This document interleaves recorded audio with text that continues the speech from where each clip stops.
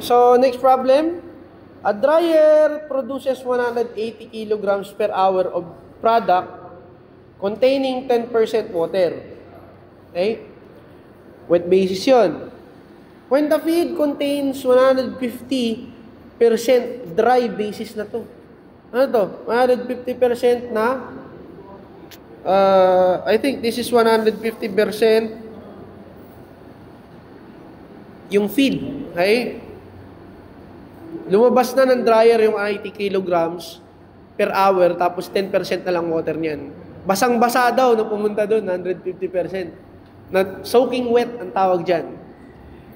Supply air to the dryer is 100 degrees Celsius dry bulb and 38% at 38 degrees dew point. Ito mahirap. Kailangan mo talaga psychrometric. Okay? Leaving air is 65 degrees Celsius dry bulb and 60% RH. Itong medyo dadayain ko na lang yung 100 degrees Celsius dry bulb and 38 degrees dew point. Okay? Kung isa-psychro ko na lang kasi wala akong psychrometric chart dito eh. So, part of waste humid air is mixed with fresh air supply. Pag sinabing ganito, mixed with fresh air supply, meron ka recirculation. At 20 degrees Celsius and RH na 55%. Before the reheater, so at this point, neglect heat loss to the surrounding. Calculate the following.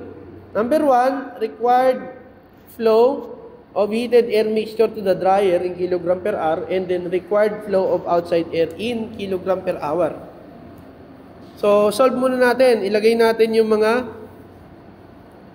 innotate natin siya. Yung outside air natin, it is supplied at 20 degrees Celsius and 55% RH. So, this is 22 degrees Celsius, 55% RH. Red horse. Okay? So, yung 2, sabi dito that supply air to the dryer. Dito yung supply air eh. 100 degrees Celsius dry bulb tapos 38 degrees Celsius dew point. Taas yan, dew point na yan. Kapag refrigeration, your dew point is as low as 6 to 2 degrees Celsius na dew point. Sa 17, 16, mababa talaga. Malamig, ibig sabihin. Okay? Tapos sabi dito that leaving air is 65 degrees Celsius dry bulb with 60% RH. So, this is 65 degrees Celsius dry bulb. Yung RH ko is 60%. So, ibig sabihin dito, isa-supply pa rin yan. Yung 65 degrees Celsius RH is equal to 60%. Okay? Now, sa wet feed, usapan tayo dito, hatiin nyo siya para hindi ka nalilito. Hatiin nyo ito, drying chamber. At this point, wet feed mo, 150% dry basis to.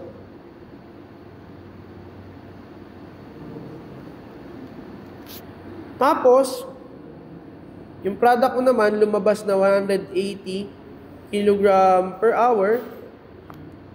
Tapos, ang moisture niyan is 10% wet basis.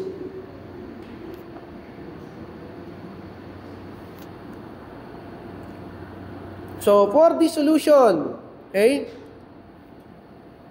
yung percent moisture, focus muna tayo dito sa 5 in here. Meron kang 10% wet basis yan. This is mass ng moisture at 5 divide by M5. Lumabas na, lumabas na material. Ito yung moisture removed at 5. moisture taken out. Okay? So, 10% yan. Okay? Of the total weight. So, this is MW at 5 divided by 180 kilogram per hour. So, MW is equal to 0.1 times 180 kilogram per hour. So, per ora, ano yung natatanggal sa kanya? 180 times 0.1. This is 18. 18 kilograms per hour of moisture. Yun ang tatanggal.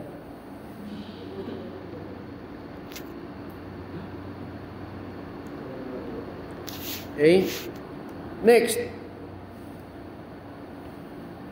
So, dito naman sa feed, kukunin mo yung water quantity. Water quantity at feed. So, ano yung kukunin mo dyan? Percent, dry basis pa rin to eh. Nakalagay dito at the feed contains 150% dry basis.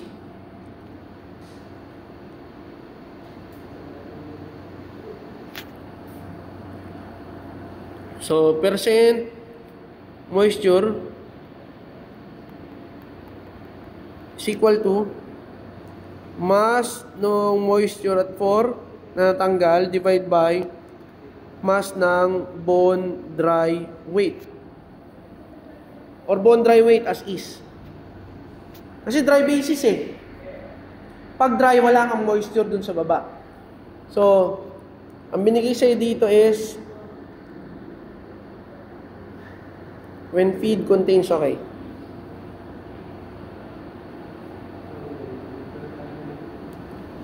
Yung lumabas dito na bone, wala. Bone dry weight at 5 is equal to mass ni 5, yung lalabas, minus yung moisture. Moisture at W5. Ganon din, equal yan sa bone dry weight kay 4. Di ba hindi nagbabago yan? Yung mga bone dry na yan, take note yung sa 5, lalabas din yan sa 4. Or yung 4, lalabas din sa 5 as bone dry pa rin. So, masasolve ko si bone dry weight at 5. So, this is, yung 5 is 180 minus 18. This is equal to 180 minus 162 kilogram per hour. Yan yung bone dry weight at 5 ko. Yung percent moisture ko is 150% dry basis. Okay? So, MW4 is equal to percent moisture times yung bone dry weight at 4. So, this is 162 kilogram per hour times 1.5. Kasi 150. 162 times 1.5. So, this is 243 kilograms per hour. Water to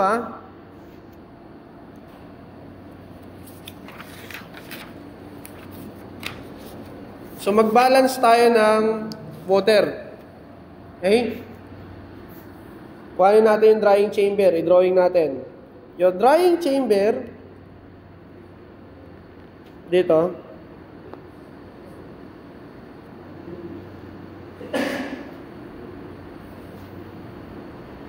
mas balance. So, this is 4, 5, 3, 2. By mass balance,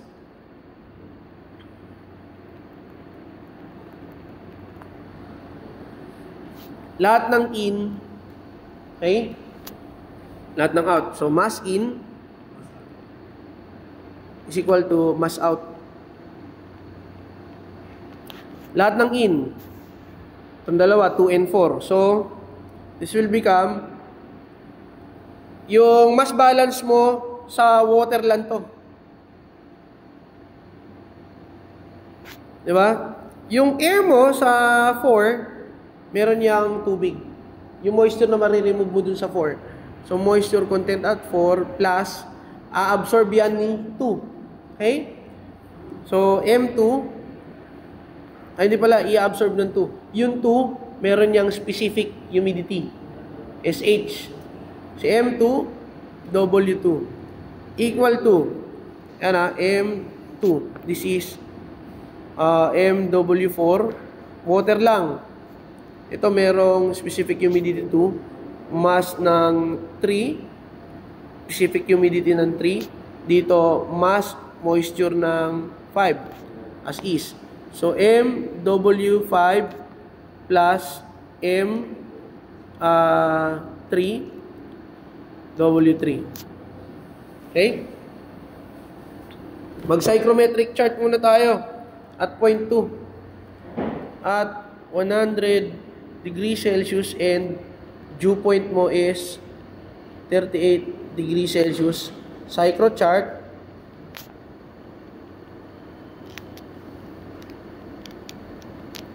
Eh, dadayain ko na muna. Yung W2 is equal to 0.0439 kilogram vapor per kilogram air.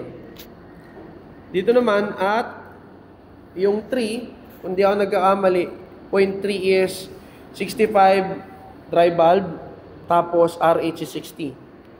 65 degrees Celsius dry bulb and 60% RH. Ang kukunin ko dito is W3. Okay? W3 is equal to 0.622 PV over PT minus PV.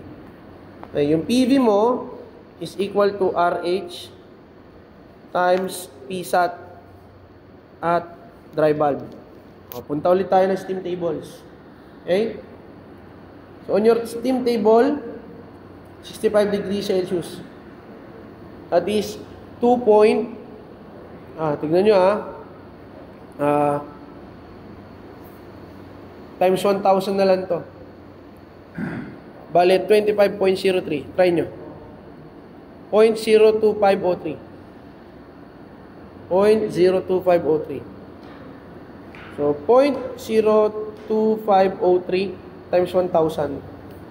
That is 25.03. So, this is 25.03 kPa times 0.6 times 0.6. This is 15.018 kPa.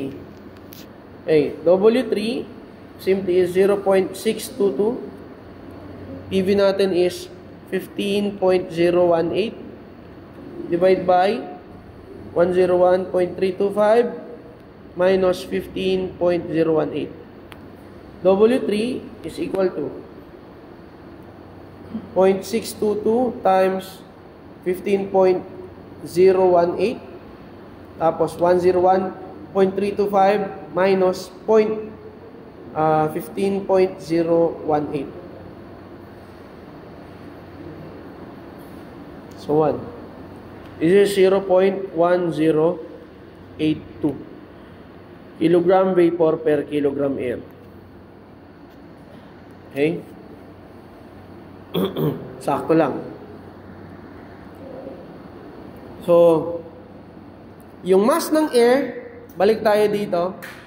Yung air dito,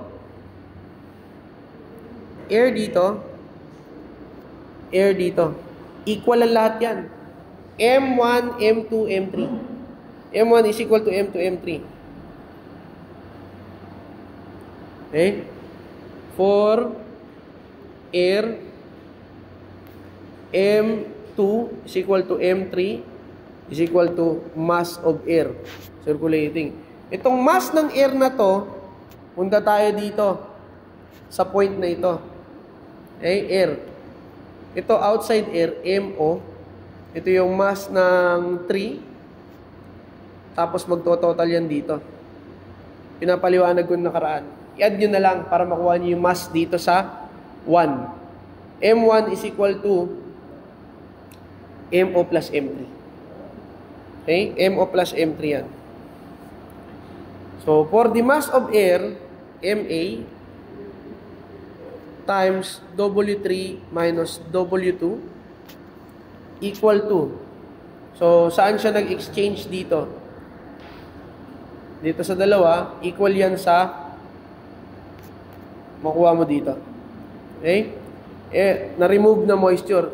Yung sinasabi ko na, inireceive na tubig ng air, yan yung nawala dun sa feed mo, tsaka sa dried product.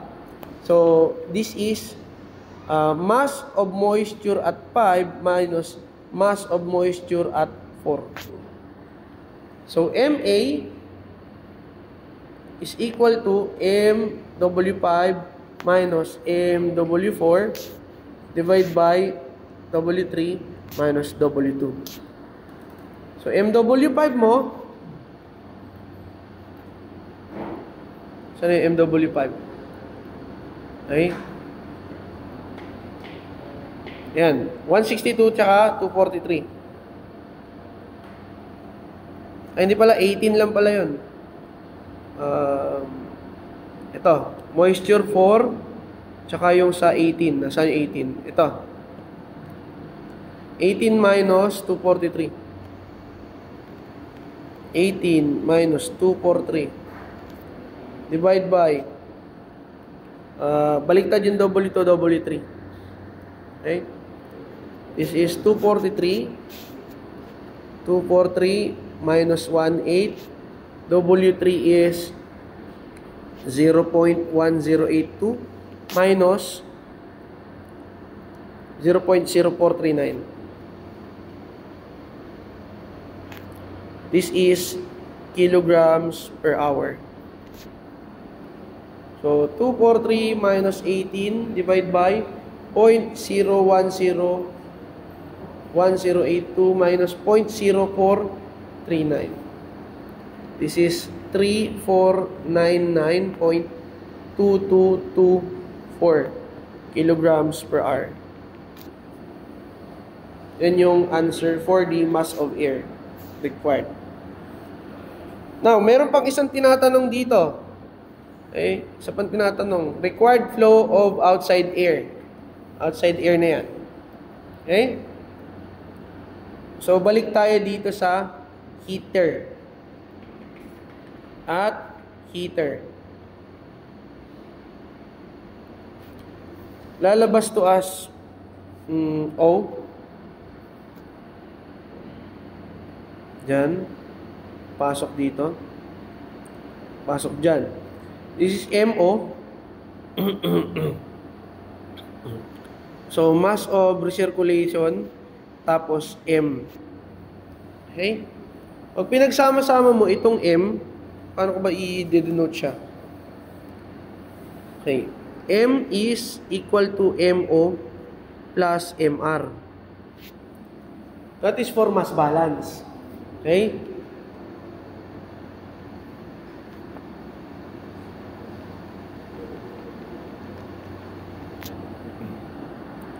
So, if hahanapan mo ng mass balance, kasi ito, meron ng kasamang tubig. Ito, with liquid. Okay? Of water, definitely,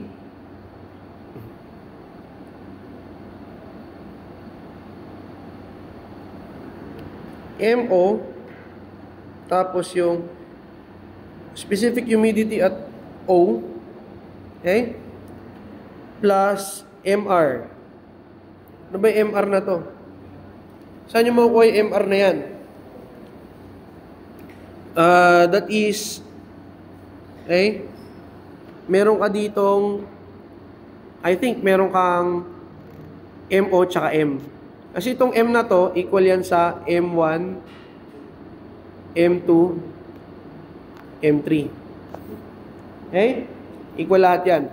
So, this will become M3 okay, minus mass of O. Yan. Yung M3 is mass of air yan to eh. MA. Nakalagay dito Ito, mass of air. Mass of air, leaving. So, ito is mass of air din pala, yung MR na yan. Okay? So, M3 is mass of air, MA. Tapos, W3, kasi papasok dito W3. 0.3 yan. Equal to MA W2. Dito. So, simplifying. MO WO plus MA W3 minus MO W3 equal to MA W2. Ang wala lang tayo dito yung WO. For WO, binigyan ka dito ng 20 degrees Celsius dry bulb and RH na 55. Oh, same process. Steam table ka ulit. 20 degrees Celsius. So, 20 degrees Celsius. Balik ka dito. This is 2.339. Okay? 1020 2.339. So, Psat is equal to 2.339 kPa. So, PV is equal to 2.339 times 0.55. So, it will become 2.339 times 0.55. 1.2865 kPa. So, WO is equal to 0.622 times PV 1.2865 101.325 minus 1.2865 0.622 okay times 1.2865 bale 101.325 minus 1.2865 0.00799 o approximately 0.008 kilogram vapor per kilogram air. Ayan yung WO mo. Okay? Simplify natin to equation na to. Ang kailangan ko is MO. Okay? Magsamahin kayo may dalawang MO. MO factor out ko si WO minus W3 plus MA W3 equal to MA W2. Magsamahin ko itong dalawa dito. Okay? So, MO WO minus W3 equal to MA, labas ko na, W2 minus W3. Okay? Mas mababa yung isa. So, MO is equal to MA, W2 minus W3, WO minus W3. Okay, negative naman yung parehas eh. So, MA ko is 2224 pala. Tatlong 2224 kilogram per hour. So, yung WO ko, W2 muna. 0.0439 minus W3 na 0.1082 divide by 0.008 minus 0.1082.